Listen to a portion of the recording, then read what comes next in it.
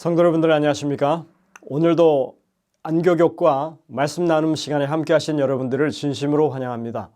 이제 함께 기도드리고 이 시간을 시작하도록 하겠습니다. 하늘에 계신 아버지 하나님, 오늘도 저희에게 말씀을 함께 나눌 수 있는 귀한 특권을 주시니 감사드립니다. 저희들이 이 시간을 통하여 하나님께서 우리를 향하여 가지고 계신 분명한 뜻을 성령의 깨우치심으로 말미암아 받아들일 수 있도록 도와주시고 교회가 새롭게 되고 부흥하는 기회가 될 수 있도록 인도하여 주옵기를 예수님의 이름으로 간절히 기도드립니다. 아멘. 화요일 소재의 제목은 에베소 교인들에게 보낸 편지 듣기입니다. 이 듣기라고 하는 말을 여러분들이 유념하시길 바랍니다.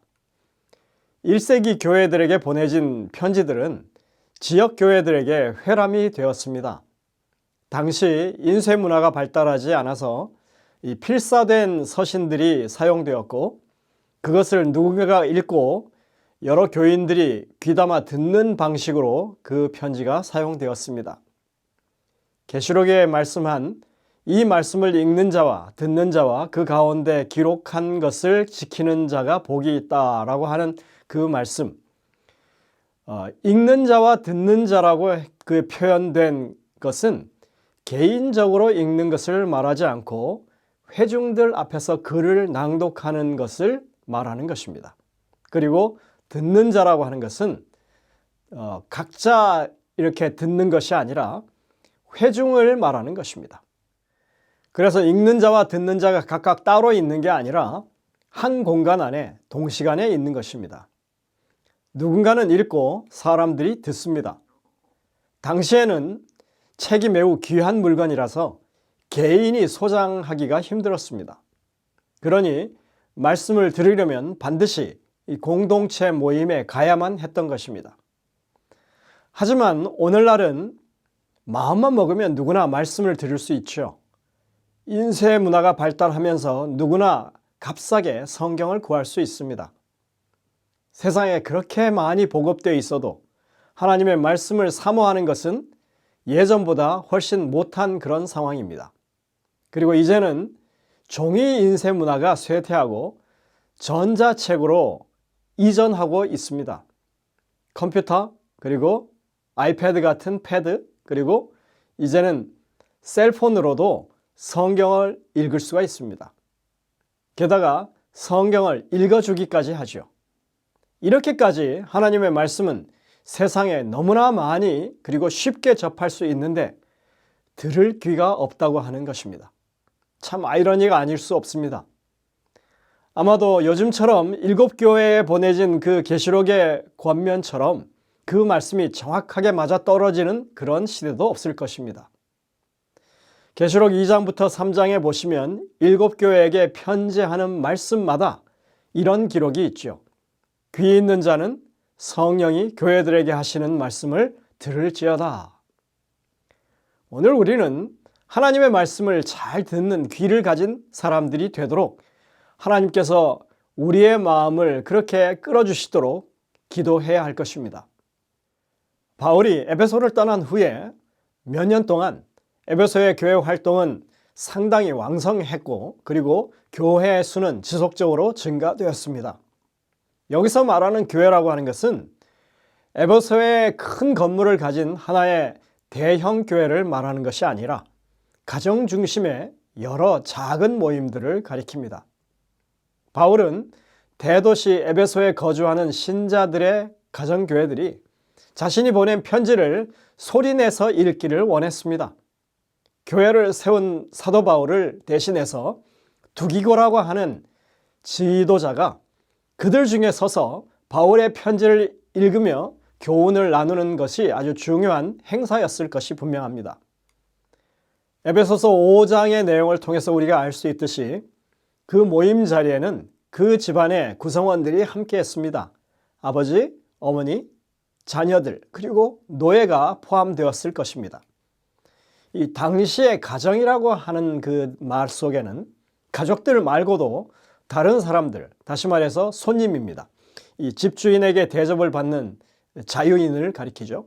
그리고 심지어 사업적인 고객은 물론이고 다른 가족의 일원이 포함되는 그런 개념이었습니다.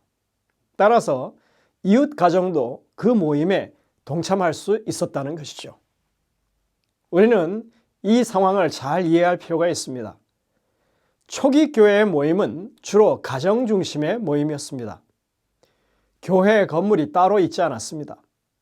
오늘날로 말하자면 소그룹 모임과 성격이 비슷한 것입니다. 아마도 에베소 지역만 해도 많은 숫자의 가정 모임들이 존재했을 것입니다. 교회가 대형화된 것은 4세기 이후에 기독교가 공인되고 국가가 교회를 후원하면서부터 그렇게 대형화되기 시작했다고 하는 것을 우리가 기억해야 합니다. 사실 오늘날 교회 안에서는 소그룹을 강조하고 또 가정교회를 회복하려는 운동이 계속 진행되고 있습니다. 우리가 생각하는 것보다 훨씬 더 많은 가정교회들이 미국 안에도 활동하고 있습니다. 비록 작지만 눈에 띄는 활동이나 업적에 연연하지 않고 예수께서 말씀하신 교회 본분에 충실한 그런 믿음 생활을 하기 위한 목적을 가지고 그 가정교회들이 열심히 활동하고 있다고 하는 사실, 우리는 인정해야만 하는 것입니다. 오늘 교과에서는 시간을 내서 1장부터 6장까지의 이 에베소서 전체를 큰 소리로 읽어보라고 권합니다. 이 전체를 다 읽는데 약 15분 정도가 소요된다고 합니다. 그러면서 에베소서의 구성을 소개하고 있습니다. 이 편지 전체를 관통하는 주제가 무엇인지 그 읽는 가운데 깊이 생각해 보라고 권합니다.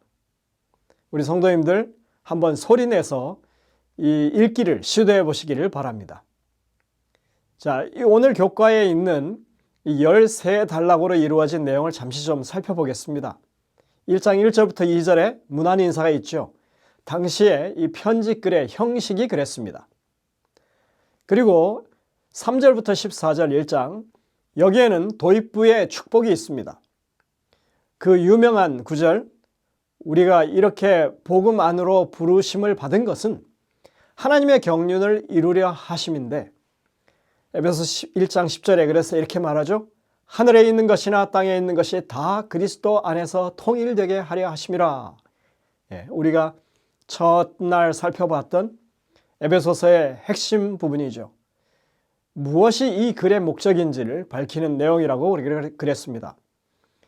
신자와 교회의 존재 목적을 지금 이렇게 말하고 있는 것입니다. 세 번째 단락입니다.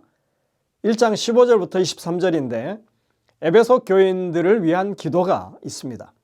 교회가 그리스도 중심이라고 하는 사실을 말하고 교회의 머리는 그리스도이시고 교회는 지체된 몸이라고 말하면서 교회가 그리스도를 최고로 높이는 지혜를 얻기를 당부하고 있습니다.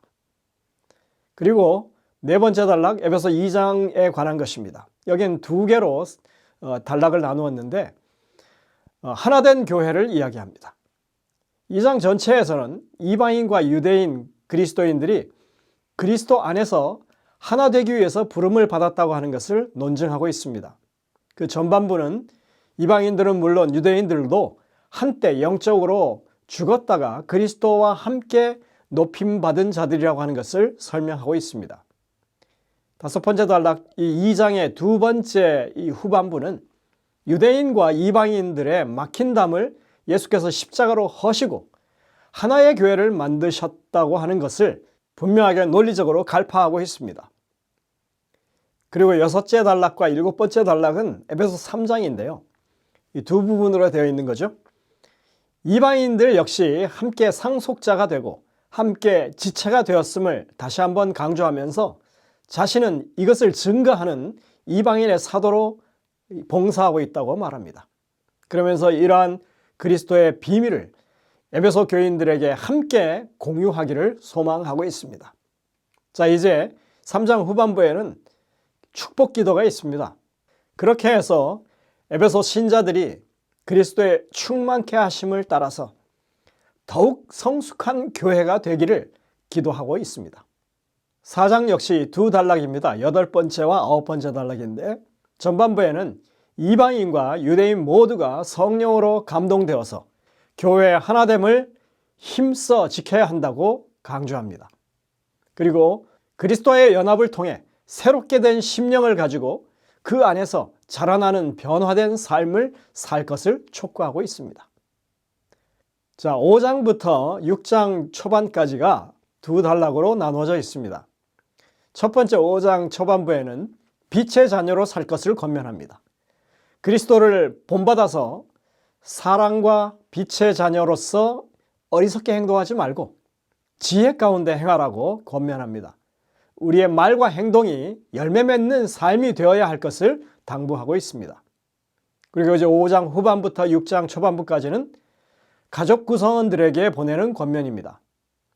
가정에서부터 그리스도를 닮은 삶을 실천하라는 것입니다. 여러분들, 당시에는 가정이 곧 교회였다고 하는 사실을 기억하십시오. 남편들아, 아내들아, 죽게 하듯이 서로 사랑하라고 말합니다. 자녀들아, 아비들아, 부모를 공경하고 그리고 주의 교훈과 훈계로 양육하라고 말합니다. 종들아, 상전들아, 순종하며 상호 간에 죽게 하듯이 하라고 권면하고 있습니다. 그리고 이제 12번째 단락은 에베소 6장 후반부인데 하나님의 무장된 군사로서 어떻게 살아야 할 것인지 설명합니다. 성령 안에서 말씀과 믿음으로 하나님의 전신갑주를 입으라고 말합니다. 영적 싸움의 현실을 직시하라는 것입니다. 마지막 때 늘 깨어있는 마음으로, 준비된 마음으로 살아가야 한다고 하는 것을 강조합니다. 그리고 이제 마지막 13번째 단락, 마지막 인사 부분입니다. 두기고라고 하는 목회자의 목양을 따를 것을 권고합니다. 그리고 마지막으로 하나님의 은혜가 에베소 교인들에게 함께할 것을 축원하면서 마무리합니다. 여러분들, 에베소서를 처음부터 끝까지 1장부터 6장까지 소리를 내서 읽어보는 것을 추천드립니다. 15분이면 된다고 합니다.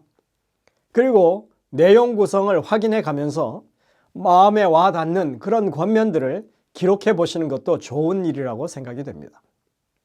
에베소서를 읽으면서 우리는 편지를 보내는 바울의 심정과 아울러서 강조하는 내용이 무엇인지 그것을 이 두 가지를 살펴보면 좋겠습니다. 우리가 이미 일요일 소지에서 살펴보았듯이 바울은 이 편지 속에서 교회의 정체성을 네 가지의 소재를 가지고 설명하고 있습니다. 그리스도의 몸된 교회, 성전의 건축제로서의 교회, 그리고 그리스도의 신부로서의 교회, 그리고 잘 무장된 군대로서의 교회.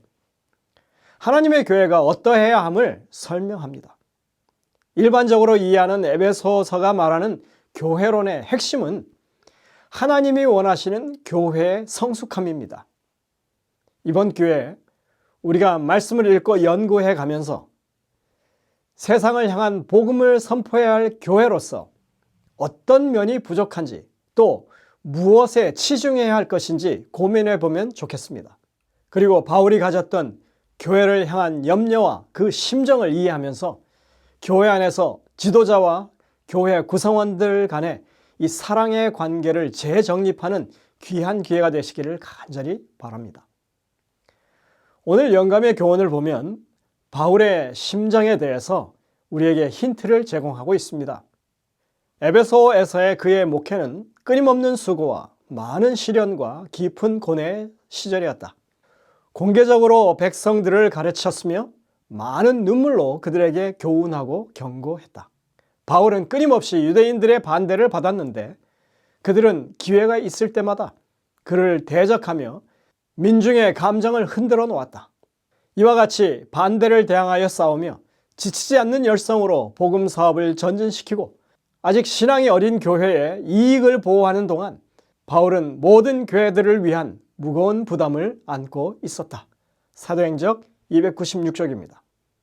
바울이 하나님께서 맡기신 복음 사업을 위해서 얼마나 많은 수고와 그리고 부담을 가지고 있었는지 우리가 볼 수 있는 대목입니다. 저는 개인적으로 오늘날 많은 목회자들이 바울과 동일한 심정으로 하나님의 맡기신 사역을 감당하고 있다고 봅니다. 이 땅에 함께 동역하는 목회자들을 위해서 성령의 능력과 지혜가 함께 하시기를 성도님들께서 기도해 주시기를 간절히 바랍니다. 그럼으로써 교회가 더욱더 하나 되고 하나님의 뜻을 이루는 일에 큰 힘을 얻게 되기를 간절히 소망하면서 오늘의 말씀을 줄이겠습니다. 함께 기도하시겠습니다. 하늘에 계신 아버지 하나님, 오늘도 하나님의 말씀을 통하여 우리를 향한 적절한 교훈을 발견하게 하시니 감사드립니다. 주님, 에베소서를 저희가 읽고 연구하면서 하나님의 뜻을 분명하게 깨우치게 하시고 교회를 바르게 세울 수 있도록 이끌어 주시옵소서. 특히 목회자와 성도들 간의 사랑의 관계가 온전히 회복되어서 하나님의 복음 사역에 큰 부흥이 있도록 인도하여 주옵기를 예수님의 이름으로 간절히 기도드립니다.